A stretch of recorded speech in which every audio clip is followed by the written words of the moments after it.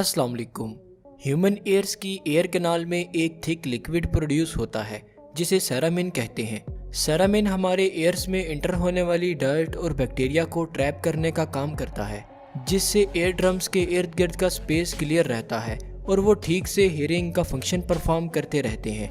लेकिन क्या आप लोग ये जानते हैं कि सेरामिन कैसे प्रोड्यूस होता है और ये कैसे हमारे एयर ड्रम्स की प्रोडक्शन करता है? आज की इस वीडियो में हम सेरामिन की प्रोडक्शन और फंक्शन पर बात करेंगे। सेरामिन हमारे एयर कैनाल्स की स्किन में मौजूद एक खास ग्लैंड यानी कि सेरुमिनस ग्लैंड से प्रोड्यूस होने वाले थिक लिक्विड, सेबेशियस ग्लैंड से प्रोड्यूस होने वाले स्वेट और डेड स्किन सेल से मिलकर बनता है।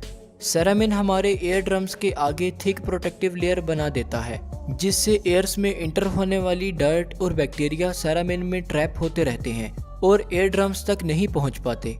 इस तरह एयर ड्रम्स कुदरती तौर पर महफूज रहते हैं और हीरिंग का फंक्शन ठीक से परफॉर्म होता रहता है, जबकि सेरामिन वक्त के साथ साथ हमारे एयर्स के सेल्फ क्लींजिंग मैकेनिज्म के थ्रू न्यू सेरामिन से रिप्लेस होता रहता है।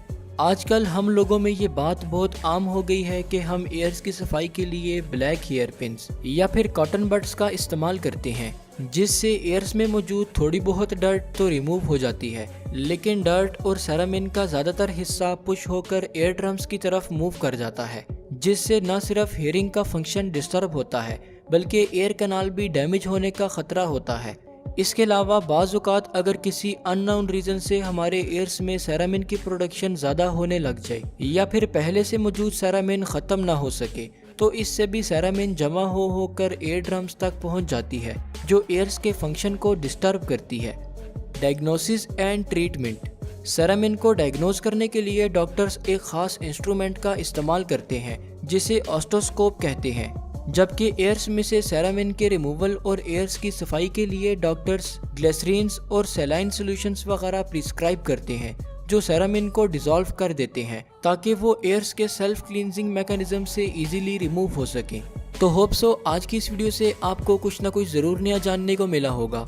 मैं आपका होस्ट साद खान आपसे मिलूंगा किसी नई वीडियो में किसी नए टॉपिक के साथ। शुक्रिया, अल्लाह हाफिज़।